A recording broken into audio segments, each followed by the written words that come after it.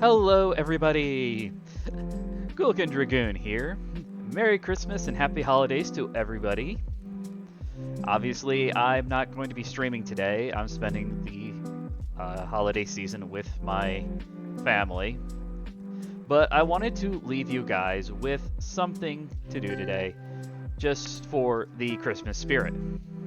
So, what it is I'm going to read a letter written by Mark Twain in 1875 to his daughter Susie.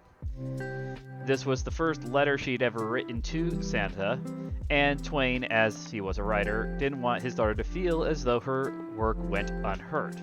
So he wrote this, and it's kind of been kept alive just as a reminder for the spirit of Christmas and the love of parents towards their children. And it reads, My dear Susie Clemens, I have received and read all the letters which you and your little sister have written me. I can read your and your baby sister's jagged and fantastic marks without any trouble at all.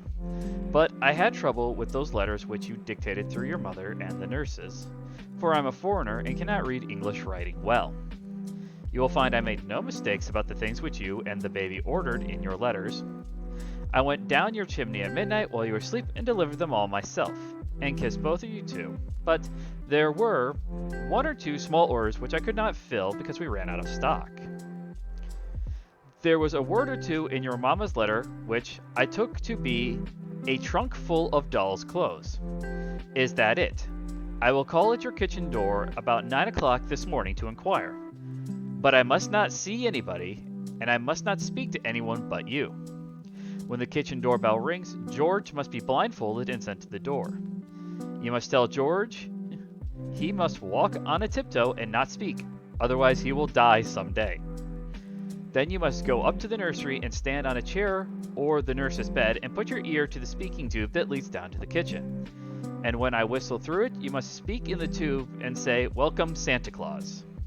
Then I will ask you whether it was a trunk you ordered or not. If it was, I shall ask you what color you want the trunk to be. And then you must tell me every single detail which you want the trunk to contain. Then when I say goodbye and a Merry Christmas to my little Susie Clemens, you must say, Goodbye, good old Santa Claus. I thank you very much. Then you must go to the library and make George close all the doors that open into the main hall. Everyone must then keep still for a little while. I will go to the moon and get those things, and in a few minutes I will come down your chimney that belongs to the fireplace that is in the hall. If it is a trunk you want, because I couldn't get such a thing down as a trunk to the nursery chimney, you know. If I should leave any snow in the hall, you must tell George to sweep it into the fireplace, for I haven't had time to do such things. George must not use a broom, but a rag, else he will die someday. If my boot should leave a stain on the marble, George must not wholly stain it away. Leave it there, as in always in a memory of my visit. And whenever you look at it or show it to anybody, you must let it remind you to be a good little girl. Whenever you are naughty and someone points to the marks which your good old Santa Claus's boots made on the marble, what will you say, little sweetheart? Goodbye for a few minutes till I come down to the world and ring the kitchen doorbell. Your loving Santa Claus, who people sometimes call the Man in the Moon. Thank you guys for stopping on by.